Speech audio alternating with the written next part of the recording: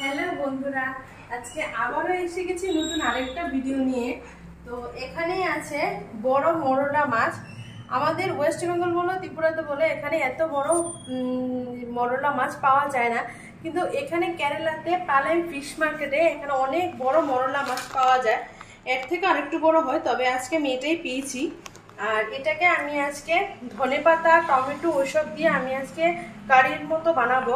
তো আপনারা আপনাদের এখানে কে কোথা থেকে দেখছেন আর আপনাদের এদিকে পাওয়া যায় কিনা সেটা অবশ্যই কমেন্টসে বলবেন। আর এই মাছটা আমার খুবই ভালো লাগে, খুবই ভালো রান্না করলে খুবই ভালো হয় খেতে।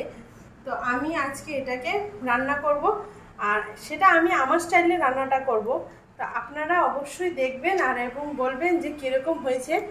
তো আমি এগুলোকে ধুয়ে কেটে পরিষ্কার করে আমি আপনাদের কাছে এসেছি, আমি আসবো। তো এখন আমি এগুলোকে ধুয়ে কেটে পরিষ্কার করে তারপর আমি ভিডিওটা স্টার্ট করছি।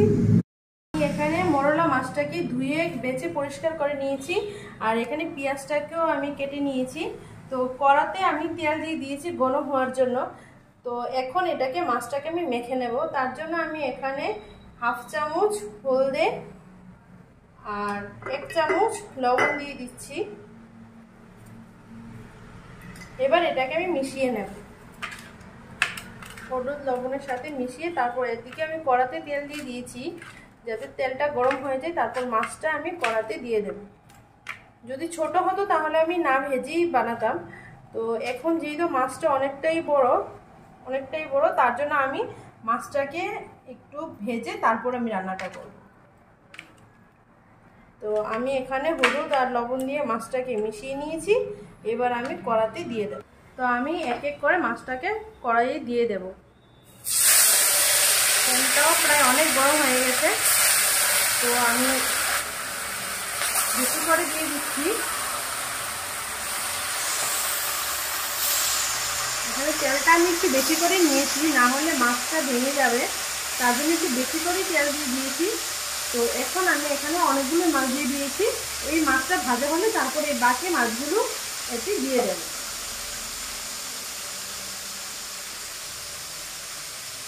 এটাকে আগে নাড়বেন না, আগে মাছটা ভালো করে ভাজা হওয়ার পর তারপর উল্টাবেন, না হলে মাছটা ভেঙে যাওয়ার সম্ভাবনা থাকবে।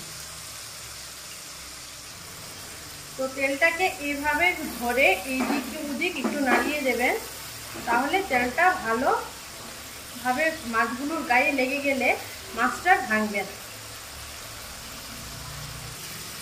তো মাছটা ভাজা হচ্ছে, তো আমি একটু উল্টে দেখবো মাছটা উল্টাচ্ছে কিনা। যদি না হয় উল্টায়, তাহলে সেটাকে আরেকটু ভাজতে দেব।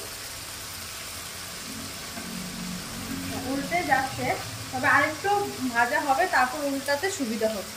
তো এই মাছটাকে আমি আরেকটু ভালো করে ভাজবো।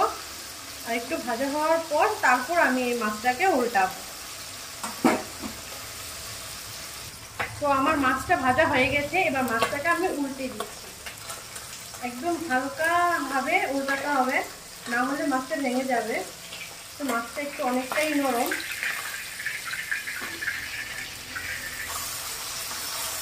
উল্টে দিয়েছি, মাছটা আরেকটু ভাজা হবে, তারপর নামিয়ে নেব। তো এখানে মাছগুলো আমি কিছুটা ভেজে নিয়েছি, আর কড়াতে আবার দিয়ে দিয়েছি মাছ ভাজতে। তো বাকি মাছগুলো যা ছিল আমি সব কড়াতে দিয়ে দিয়েছি। প্রথমবার একবার ভেজে আমি তুলে নিয়েছি, তো সেকেন্ডবার আমি যা ছিল গোটা সব একবারে দিয়ে দিয়েছি। সেখানে আমার ভাজা হয়ে যাচ্ছে। আর কড়াটাকে প্রত্যেকবার ভাজার সময় এইভাবে ঘুরিয়ে দিতে হবে, যাতে মাছের গায়ে তেলটা লেগে যায়, যাতে না ভেঙে যায়। এইভাবে ভালো করে কড়াটাকে ঘুরিয়ে দিতে হবে, যাতে গরম তেলটা গায়ে লেগে লেগে মাছটা না ভাঙে। তো এখানে আমার সব মাছ ভাজা হয়ে গেছে, আমি সব মাছ ভেজে এখানে তুলে নিয়েছি। তো এখন রান্নাটা স্টার্ট করব। তো আমার এখানে মাছ ভাজাটা আমি তুলে নিলাম। এবার আমি এই তেলেতেই আমি এখানে পেঁয়াজটা দিয়ে দেব। এখানে আমি গোটা 2টো পেঁয়াজ কেটেছি, আমি সেই পেঁয়াজটা আমি তেলের মধ্যে দিয়ে দিচ্ছি। তো এখানে আমি পেঁয়াজটা দিয়ে দিলাম। এবার পেঁয়াজটাকে আমি একটু নেড়ে দিই। মাছ ভাজা তেলের মধ্যে আমি সেই পেঁয়াজটাকে ভালো করে ভেজে নিচ্ছি। পেঁয়াজটা ভাজা হতে হতে আমি এদিকে টমেটোটা কেটে নেব। তো এখানে আমি একটা টমেটো দিচ্ছি। তো টমেটোটাকে আমি একটু বড় বড় করে কেটে নিচ্ছি, যাতে সেটা গলে না যায়, একটু গোটা গোটা থাকে। আর এখানে ধনে পাতাটাকেও আমি কেটে নেব। এখানে আমি ধনে পাতাটাকেও কেটে নিচ্ছি, একদম কুচি কুচি করে কেটে নিতে হবে। আমারটা একটু বড় হয়ে যাচ্ছে, তো ধনে পাতাটাকে একটু কুচি কুচি করে কেটে নিতে হবে। ধনে পাতাটাকে আমি কুচিয়ে নিয়েছি। এবার আমি দেখবো পেঁয়াজটা কতটা হয়েছে। তো এখানে পেঁয়াজটা হালকা ভাজা হয়েছে, আরেকটু ভাজা হবে। পেঁয়াজটাকে আমি আরেকটু ভেজে নেব। পেঁয়াজটা ভাজা হওয়ার পর তাতে আমি টমেটো আর মশলা এসব দিয়ে দেব। তো এখানে পেঁয়াজটাকে আমি আরেকটু ভেজে নিই। পেঁয়াজটাকে ভালো করে ভাজতে হবে, নাহলে একটু কাঁচা কাঁচা থাকলে ভালো লাগবে না। তো আমার পেঁয়াজটা লাল করে ভেজে নিয়েছি। এবার এতে আমি টমেটোটা দিয়ে দেব। এতে আমি টমেটোটা দিয়ে দিচ্ছি। এবার টমেটোটাকে আমি একটু মিশিয়ে নেব, যাতে জলটা ছেড়ে দেয়।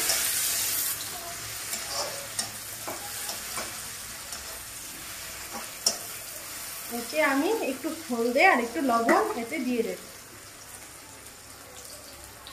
এখানে আমি হাফ চামচ লবণ আর এতে আমি হাফ চামচ হলদে গুঁড়ো দিয়ে দেব। এবার এটাকে আমি মিশিয়ে নেব।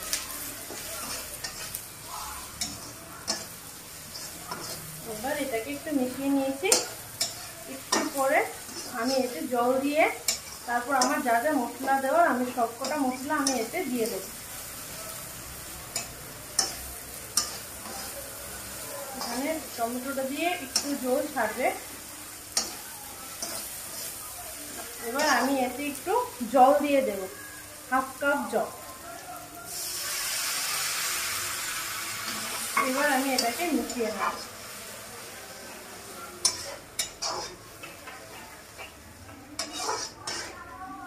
এবার টমেটোটা দিয়ে একটু জল ছাড়বে, আর জলটা একটু ভালো করে সিদ্ধ হয়ে জলটা শুকিয়ে গেলে তাতে আমি আরেকটু জল দিই, তারপর মাছটা ছেড়ে দেব আর একটু ধনেপাতা এতে দিয়ে দেব। তো এখানে আমি ওই জলটা দিয়েছিলাম বলে টমেটোটা একটু সেদ্ধ হয়ে গেছে, পেঁয়াজটাও একটু মোটামুটি মাখো মাখো হয়ে গেছে। আর এতে আমি কোনো রকমের মশলা আমি এতে দেব না। এখানে জিরে ধনে বা কোনো মশলা আমি এতে দেবো না। এখানে শুধু তিনটি জিনিসই দেওয়া হবে। সেটা হয়েছে হলুদ লবণ, যেটা আমি আগেই দিয়ে দিয়েছি, আর এর সাথে আমি দেবো শুধু লঙ্কা গুঁড়ো। আপনারা চাইলে সেখানে গোটা লঙ্কাও ইউজ করতে পারেন, যদি কোনো অসুস্থ রোগীরা থাকে সেটা খেতে পারবে, কোনো সমস্যা হবে না। এর মধ্যে আমি 1 চামচ লঙ্কা গুঁড়ো দিয়ে দিয়েছি। এটা আমার বাড়িতে করা লঙ্কা গুঁড়ো। তো সেটাকে আমি ভালো করে এবার মিশিয়ে নিচ্ছি। এতে আর কোনো রকম মশলা যাবে না, এতে মশলা দিলে ভালোও লাগবে না। মশলা দিয়ে করা যায়, সেটা অন্যরকম ভালো। তো আমি এটাকে মশলা ছাড়াই করলাম। মাছে একটু মশলা দিয়ে পরে আমি একটু অন্যরকমভাবে করলাম। এভাবে খেয়ে দেখবেন, বলবে কীরকম হয়েছে, কমেন্টসে অবশ্যই বলবে। এরকমভাবে একবার খেয়ে দেখবে, অবশ্যই খুব ভালো লাগে খেতে। আর যদি কোনো অসুস্থ রোগীরা থাকে ওরাও খেতে পারবে, তাতেও কোনো সমস্যা হবে না, পেটেও না, শরীরেও কোনো সমস্যা হবে না। তো এটা পেঁয়াজটা পুরো মাখো মাখো হয়ে গেছে। আমি এতে 1 কাপ জল দিয়ে দেব।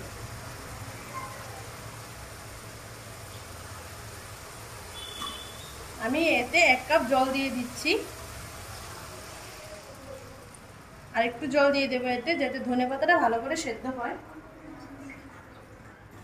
এখানে আমি 1.5 কাপের মতো জল দিয়ে দিয়েছি। এবার আমি এটাতে ধনেপাতাটা দিয়ে দেব। এখানে আমি ধনেপাতাটা দিয়ে দিচ্ছি ঝোলের মধ্যে। এখানে আমি মাছটা জলটা ফুটে যাওয়ার পরে দেবো। যদি মাছটা আগে দিয়ে দিই তাহলে মাছগুলো ভেঙে যাবে, যেহেতু মাছটা একদম নরম। তো এবার আমি এটাকে নেড়ে দেব।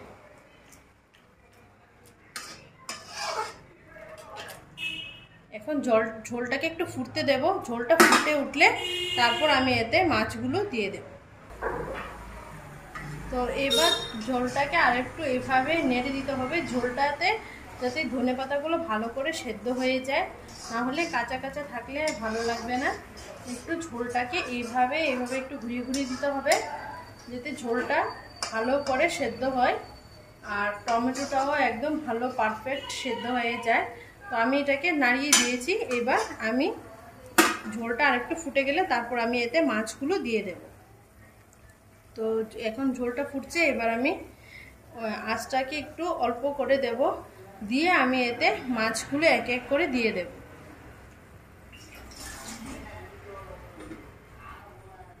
তো আমি এখানে সবকটা মাছ ঝোলের মধ্যে হালকা হালকা করে দিয়ে দেব, না হলে এগুলো ভেঙে যাবে। তো আমি হালকা হালকা করে সবকটা মাছ এতে দিয়ে দিচ্ছি। আমি এইভাবে হালকা করে সবকটা মাছ এইভাবে আমি ঢেলে দিলাম। এবার আমি এটাকে হালকা করে মিশিয়ে নেব, না হলে মাছটা ভেঙে যাবে। হালকা করে এইভাবে মিশিয়ে নিতে হবে এইভাবে। তারপর আঁচটাকে একটু বাড়িয়ে দিচ্ছি আমি এখন, যেহেতু মাছটা একটু দিয়ে দিয়েছি, না হলে ঝোলের সাথে মাছটা মিশবে না। তো আমি এখন মাছটাকে একটু উপর নিচ করে দিচ্ছি যাতে মাছটা ভালো করে ঝোলের সাথে মিশে যায়। এইভাবে করে আপনারা বড় মাছও খেতে পারেন, বড় মাছের সাথে এইভাবে রান্না করলে খুব ভালো লাগে খেতে। আমি ছোট মাছ দিয়ে রান্না করে দেখালাম, একদিন আমি বড় মাছ দিয়ে এইভাবে রান্না করে দেখাবো। তো এখন আমি এটাকে একটু হতে দেব, ঝোলটা যাতে আর একটু ফুটে যায়। ঝোলটা ফুটে গেলে তারপর আমি ঝোলটা আর একটু শুকিয়ে যাওয়ার পর আমি সেটাকে নামাবো। তো এখন দেখতেই পাচ্ছেন ভালো করে মাছটা ঝোলের সাথে মিশে গেছে এবং ঝোলটাও ভালোভাবে ফুটছে। তো ঝোলটা যখন আরেকটু শুকিয়ে যাবে, মাছের সাথে পুরোটা মিশিয়ে যাবে, তখন আমি সেটাকে নামিয়ে নেব। কারণ একটু ঝোল না থাকলে একটু শুকনো শুকনো খেতেই ভালো লাগবে। আর এখানে ধনেপাতাটা দেওয়ায় এখানে ভালো একটা গন্ধ আসছে, খুব সুন্দর একটা ভালোভাবে গন্ধ একটা বেরিয়েছে। আপনারাও ঠিক এইভাবেই আমার মতো রান্না করে খেয়ে বলবেন কীরকম হয়েছে। তো আমার ঝোলটা প্রায় ফুটে উঠেছে, আর সেটাকে একদমই নাড়া যাবে না। যদি সেটাকে খুন্তি লাগানো হয় তাহলে মাছটা পুরো ভেঙে যেতে পারে। তো এইভাবে হালকা হালকাভাবে এইভাবে কড়াটাকে এইভাবে ধরে ধরে ঘোরাতে হবে যাতে মাছটা ভালো করে শুকিয়ে যায় ঝোলটা, আর মাছটা ভেঙেও না যায় আর চারদিক দিয়ে মিশিয়েও যায়। আমি একটু নেড়ে দিয়েছি, ঝোলটা আরেকটু ফুটছে, আরেকটু সেদ্ধ হবে।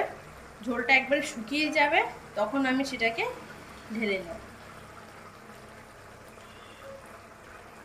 মনে রাখবেন এটা আমি মশলা মানে এই 3টি মশলা দিয়েছি, হলুদ, লবণ আর লঙ্কা গুঁড়ো। এছাড়া এতে কোনো মশলা আমি এতে দিইনি, আর আপনারা এতে কোনো মশলা দেবেন না। মশলা দিলে সেটা ভালো লাগবে না। আমি একটু অন্যরকমভাবে মশলা ছাড়া বানিয়েছি, ওটা অসুস্থ রোগীরাও খেতে পারবে আর এমনি বাচ্চারাও খেতে পারবে। এতে কোনো রকমের আমি মশলা এতে দিইনি। আর একবার এইভাবে খেয়ে দেখবেন, অবশ্যই ভালো লাগবে। আর কে কে ট্রাই করেছেন সেটাও অবশ্যই আমাকে কমেন্টসের মাধ্যমে জানাবেন, আর কোথা থেকে দেখছেন সেটাও জানাবেন, আমি সেই কমেন্টসে রিপ্লাই দেব। তো আমি এখানে কেরালাতে এসে এত বড় সাইজের মরলা মাছ দেখেছি। আমি যেহেতু ত্রিপুরা থেকে বিলং করি, তো আমাদের ত্রিপুরাতে এত বড় মরলা মাছ এখন পর্যন্ত আমি দেখিনি। আমি কেরালাতে এসে আমি এত বড় মরলা মাছ দেখেছি। আপনাদের এখানে এত বড় মরলা মাছ পাওয়া যায় কি না সেটা অবশ্যই কমেন্টসের মাধ্যমে বলবে। আমি সেটা জানার খুব ইচ্ছে যে এরকম এত বড় মরলা মাছ আরও অন্য জায়গায় কোথাও পাওয়া যায় কি না। আমি সেটা জানি না যে অন্য জায়গায় পাওয়া যায় কি না, আমি এখানে কেরালাতে এসেই দেখেছি। তো অবশ্যই আপনারা কমেন্টসের মাধ্যমে বলবেন। আর এখানে আমার ঝোলটা প্রায় ফুটে উঠেছে, তো আমি আরেকটু এটাকে এভাবে একটু নাড়িয়ে দেবো যাতে নিচে তলায় না ধরে যায়। তো এইভাবে একটু করে নেড়ে দিতে হবে যাতে তলায় না ধরে যায়। তো ঝোলটা যখন একবারে শুকিয়ে মাছের গায়ের তেলটা ছাড়বে, তখনই সেটা আরেকটু খেতে টেস্ট লাগবে। তো আমি এখন যে এক্সট্রা জল আমি দিয়েছিলাম সেই জলটা একদম শুকিয়ে, ঝোলটা একদম শুকিয়ে যাবে আর মশলাটা একদম মাছের গায়ের সাথে মিশে যাবে। তো মিশে গেলে তখন আমি ঝোলটাকে নামিয়ে নেব। তো সেটা এখন আরেকটু হবে, এই সাইডগুলোতে একটু জল আছে, সেই জলটা একদম শুকিয়ে যাবে। তো শুকিয়ে গেলে শুধু তেলটাই থাকবে, সেই তেলটাই শুধু রাখবো আর বাকি ঝোলটা আমি পুরো শুকিয়ে নেব। তো এখন ফুটছে জলটা।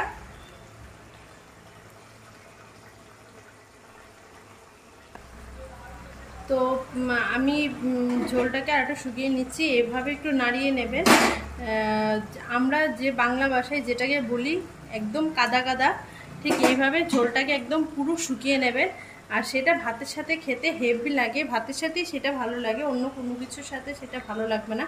একদম গরম ভাতের সাথে এরকম একবার রান্না করে খেয়ে দেখবেন, অবশ্যই বলবেন যে কীরকম হয়েছে আর খেতে কীরকম লেগেছিল। আর সেটা আমরা অনেকবার খেয়েছি, আমাদের খুবই ভালো লাগে। আমার মা থেকে আমার এটা শেখা, আমার মা এইভাবে রান্না করে, আমরা সেটা খুব খাই, খুব ভালো লাগে খেতে। আপনারা অবশ্যই কমেন্টসে বলবেন যে আপনারা ট্রাই করেছেন কি না আর সেটা খেতে কীরকম হয়েছিল। আর আপনারা কোথা থেকে দেখছেন সেটা অবশ্যই কমেন্টসে বলবেন। তো এটা প্রায় শুকিয়ে এসছে, আমি সেটাকে আরও শুকিয়ে নেব। অন্য মাছে হলে আমি তাও ঝোল আর একটু রাখতাম, কিন্তু এখানে আমি এই মাছটাতে আমি একদমই ঝোল রাখবো না, পুরোটাই শুকিয়ে নেব। একবারে শুকিয়ে পুরো কাদা কাদা হয়ে যাওয়ার পর তখনই আমি সেটাকে নামাবো। আপনারাও একদম ঝোল রাখবেন না, একদম শুকনো শুকনো রাখবেন, যাতে শুধু পেঁয়াজের গ্রেভিটাই থাকে আর ঝোল এক্সট্রা না থাকে। সেটাই ভাতের সাথে খাবেন, দেখবেন অবশ্যই ভালো লাগবে। তো দেখুন এখানে ঝোলটা পুরোপুরি শুকিয়ে এসছে। তো এইভাবে ধরে খুন্তি দিয়ে না নেড়ে এইভাবে একটু নাড়িয়ে নেবেন, খুন্তি লাগালে ভেঙে যাবে। এভাবে নাড়িয়ে নিলে মাছটাও ভাঙবে না এবং তলায় ধরেও যাবে না, আর মাছটা ভালো ভাজা হবে, মশলাটার সাথে মিশিয়েও যাবে। আমি আরেকবার করে নিলাম, এভাবে আরেকবার করে নেবেন। এবার আমার হয়ে গেছে, এবার আমি গ্যাসটাকে বন্ধ করে দেব। তো আজকের জন্য এই পর্যন্তই, আবারও দেখা হচ্ছে নতুন আরেকটা ভিডিও নিয়ে। আজকের জন্য টাটা।